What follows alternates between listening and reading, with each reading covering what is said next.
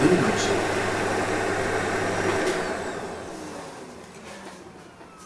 Salutations voyageurs, salutations voyageuses. Comme vous pouvez le voir, je suis un peu occupé. Vous allez tout de suite comprendre pourquoi. Mais avant ça, laissez-moi le temps de finir la tâche que j'ai commencée. A tout de suite. Aujourd'hui est un jour pas comme les autres. Aujourd'hui, nous allons commencer un nouveau type de vidéo sur le voyage compté et nous allons parler de la propreté aujourd'hui. Je ne vous en dis pas plus, je continue ma tâche et je vous reviens bien plus tard. Bon, techniquement, c'est pas bien plus tard, mais bon, vous verrez bien. À tout à l'heure. Mais avant ça, avant d'aller même à l'histoire, 2 annonces essentielles pour la chaîne. Alors de 1, vous savez déjà tous que j'ai publié un livre il y a très peu. Il s'affiche ici, quelque part là. Le livre est disponible en version papier et en version e-book. Je vais vous mettre tous les liens en barre de description, alors n'hésitez pas à vous les procurer, que ce soit en version e-book ou que ce soit en version papier, selon vos propres préférences. Il est disponible sur Amazon.fr et il est disponible sur le site de l'imprimeur parce que, je vous le rappelle encore une fois, il a été publié en auto-édition.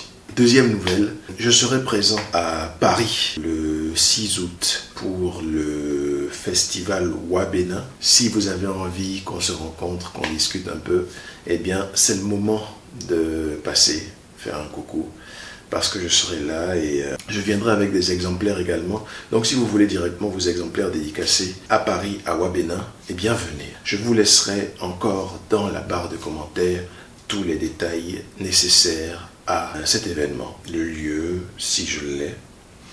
Ah, je rigole, je l'ai. Mais voilà, je vous donnerai tous les détails dans la barre de commentaires, alors n'hésitez pas à regarder. Et si vous êtes trop impatient de découvrir l'histoire qui est cachée dans une histoire vraie, allez-y, le site de l'imprimeur ou Amazon.fr. Je vous laisse donc découvrir l'histoire.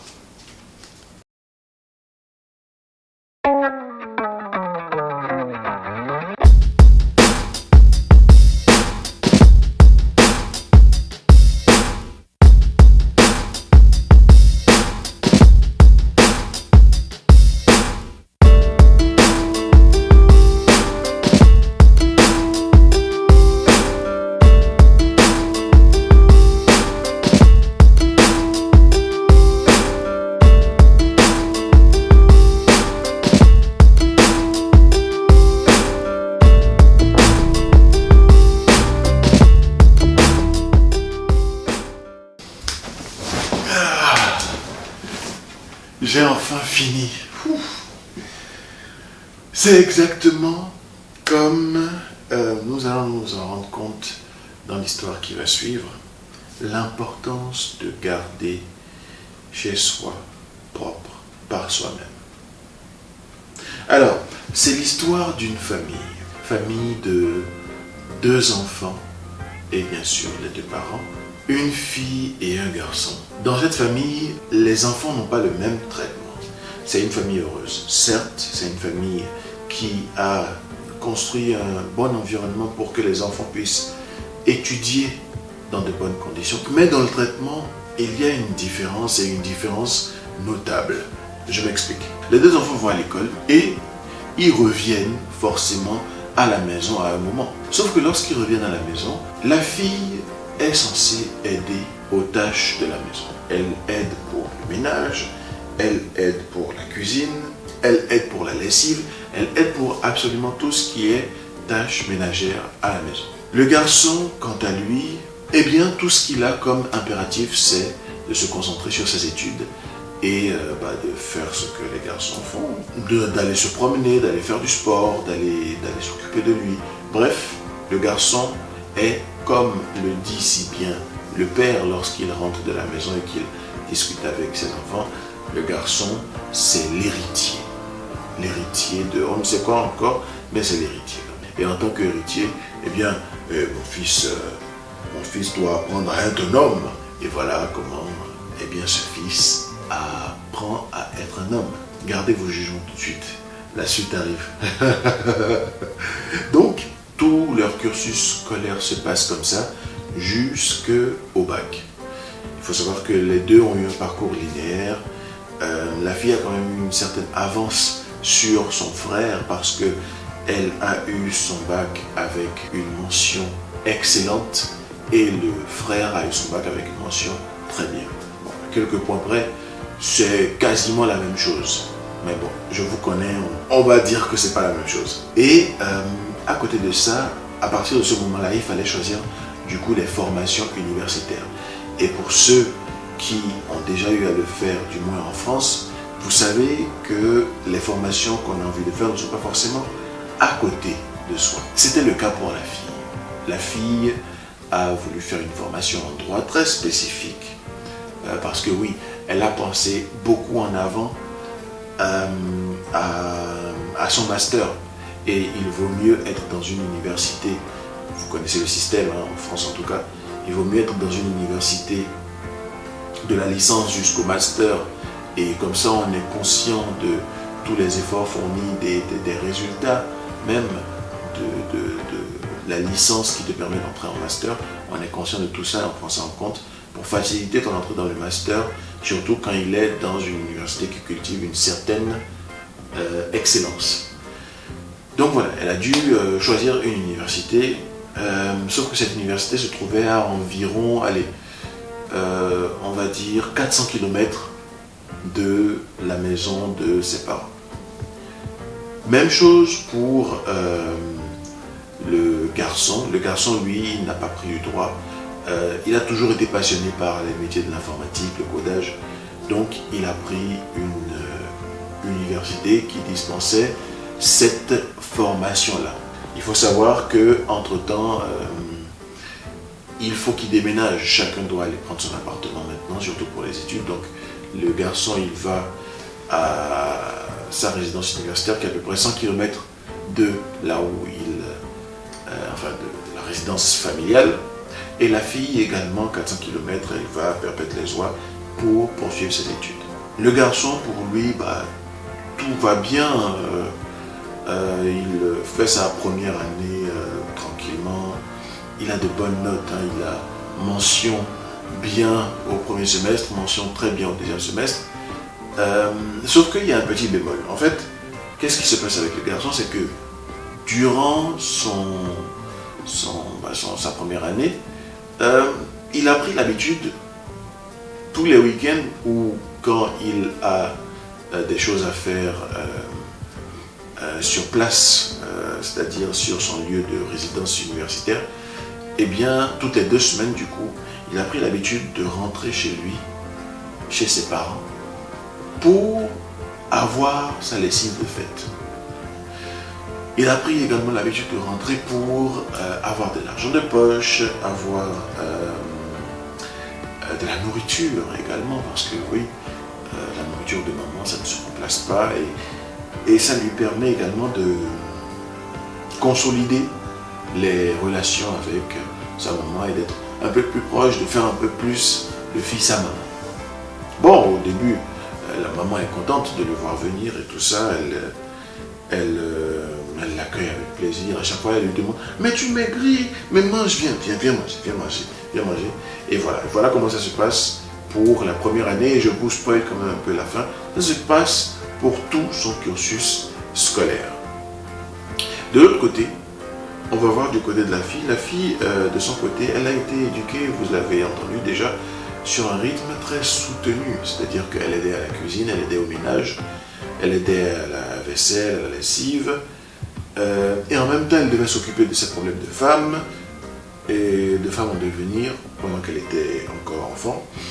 Elle devait s'occuper de ses études et elle devait faire en sorte d'effacer sa présence parce que culturellement, le dernier mot revient à l'homme. Surtout que le garçon et elle, ils sont jumeaux, sauf que le garçon est né avant elle, donc ils sont jumeaux, mais c'est lui le grand frère, etc., etc. Bref, vous connaissez les bails. Voilà que sa première année a été un peu chaoteuse. Je m'explique, c'est-à-dire que avec tout ce qu'elle avait à faire, l'adaptation à son nouvel environnement, elle a aussi entrepris dès sa première année de travailler, d'avoir un emploi en même temps qu'elle allait en cours, bien pour subvenir à ses besoins, tout simplement parce qu'elle voulait le moins longtemps possible dépendre de ses parents. Donc, elle a fait ça.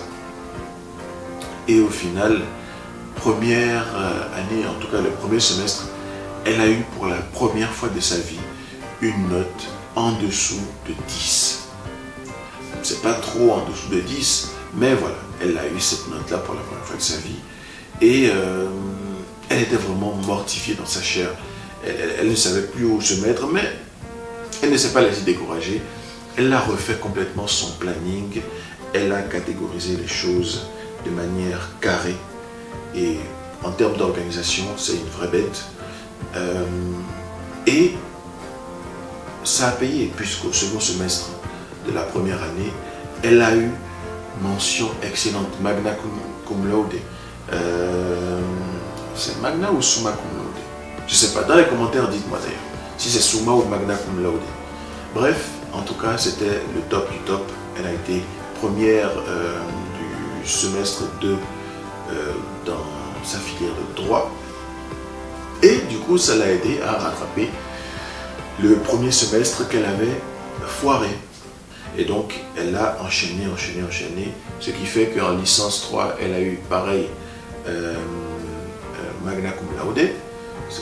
Ce sont des termes de droit, hein, ne vous en faites pas si j'utilise ça. C'est vraiment le premier. Premier en licence 3, premier en master 1, premier en master 2. Et elle en a profité dans la foulée pour faire la candidature au CRFPA. C'est le diplôme pour entrer en école d'avocature. Et elle est entrée avec brio également en école d'avocature. Et pendant tout ce temps, elle enchaînait pas des petits boulots, mais elle a fait des choses intelligemment. C'est-à-dire qu'au lieu d'aller faire des petits boulots gratuits ou des boulots en été gratuitement, sans aucun lien avec sa formation, elle a toujours essayé de travailler dans les domaines dans lesquels elle se formait au final, pour optimiser vraiment le temps et ne pas s'éparpiller et être efficace dès la base. Ce qui fait que sa manière intelligente de travailler, qui a été quelque peu forcée dans son éducation, de par ce qu'elle devait gérer dans la maison familiale, lui a permis d'être toujours prise à coup sûr à cause de sa rigueur de travail dans les entreprises auxquelles elle postulait pour des tafs à mi-temps, pour du travail d'été, pour des stages, alors que, bien évidemment, rien ne la prédisposait à ça, bien sûr. Donc elle a fini avec brio tout ça, elle a été en école de magistrature, mais au final, qu'est-ce qui s'est passé? C'est qu'ils ont l'obligation de faire deux stages, un stage en entreprise et un stage en cabinet. Et donc au cours du deuxième stage en cabinet, elle a rencontré un homme dans le même domaine professionnel qu'elle. Ils se sont très vite entendus, ils se sont très vite compris. Et cet homme-là a fait les choses comme il faut. Il lui a demandé sa main. Il a été faire les démarches avec les parents et tout ça. Et voilà, elle prévoit bientôt de se marier avec cet homme-là. Ils ont bien sûr trouvé une entente parce qu'avec leur rythme de travail, ils savent tous les deux à quel point ça peut être compliqué de faire du ménage, la cuisine, etc., etc. Donc, ils préfèrent travailler plus pour gagner plus et pouvoir payer une personne qui sera prédisposée au nettoyage à l'entretien de leur maison, que ce soit au niveau ménage, vaisselle, lessive, ou j'en passe. Bien sûr, le reste, ils le font eux-mêmes parce que voilà, c'est ce qu'ils veulent. De l'autre côté, on a le garçon qui, lui, niveau sentimental, quand même peine un peu. On a vu que, à cause de l'éducation de la fille, elle a dû développer une certaine catégorisation des tâches, travailler intelligemment, travailler de manière efficace, mais pas se surcharger, se surmener.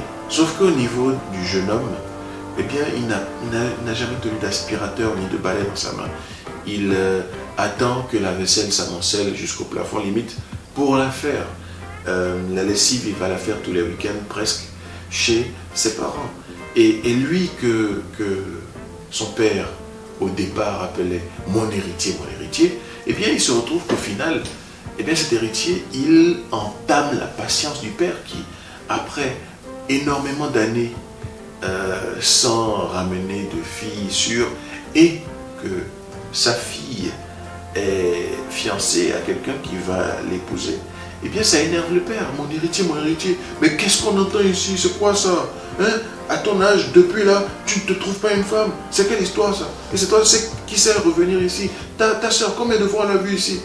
Bref, vous connaissez comment ça se passe. Et au final, non seulement il fait ça, mais au niveau amoureux, il se passe quelque chose quand même d'assez troublant. C'est que c'est un bel homme, le jeune garçon, c'est vraiment un bel homme. Sauf que lorsqu'il y a une femme qui entre dans sa vie, peu importe son origine d'ailleurs, eh bien il attend que cette femme-là puisse lui faire ce que sa mère à lui a fait, c'est-à-dire s'occuper de la maison pendant que lui va vaquer à ses occupations, il se concentre sur son travail, etc.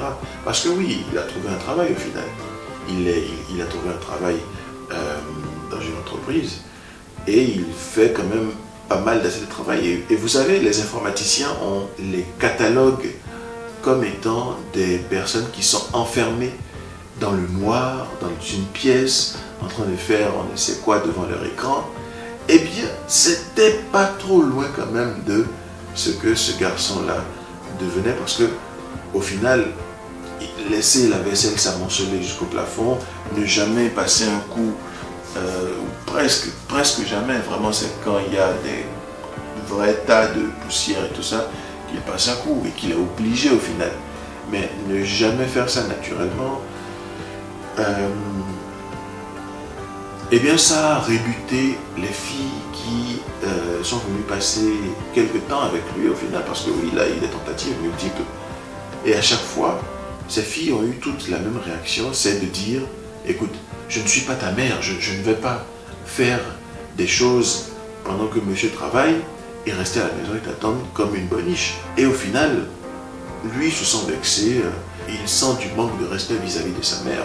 Et du coup, bon, il préfère couper les ponts avec ces personnes-là, sauf que à force de répétition, il se demande, mais pourquoi? C'est la normalité. Normalement, c'est la place de la femme, c'est faire le ménage, à la cuisine, etc. Mais moi, je ne comprends pas. Et du coup, moi, je vais arrêter l'histoire là, justement, parce que c'est justement là que se trouve l'essence même de l'histoire. Les tâches de la maison, quelles qu'elles soient, que ce soit le balayage, le serpillage, la lessive, la vaisselle, et bref, toutes les tâches de la maison, ce ne sont pas des tâches qui sont dévolues à un genre. Ce sont des tâches qui sont dévolues aux habitants de la maison. Alors, si vous habitez dans une maison, vous êtes tout autant responsable de l'entretien de la maison que toutes les autres personnes qui habitent dans cette maison. Alors, peu importe votre genre, peu importe votre sexe, messieurs, mesdames, personnes qui ne sont ni dans l'une ou l'autre des cases que je viens de citer, eh bien, participez.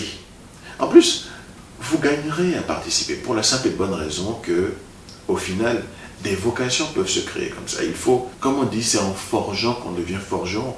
Je ne dis pas que votre carrière va être balayeur professionnel ou aspirateur professionnel, non. Mais rendez-vous compte que l'inventeur de l'aspirateur a dû tester son produit par lui-même avant de le mettre en vente. Et c'est en vous rendant compte de certaines réalités que vous allez peut-être trouver une vocation.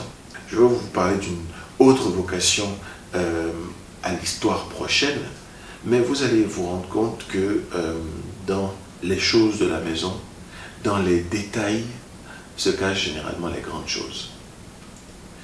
Et il est impératif, c'est juste faire preuve de propreté au final, il est impératif que vous, qui que vous soyez, quel que soit votre sexe, que vous soyez vous-même maître de votre entretien et de l'entretien de l'endroit où vous vivez.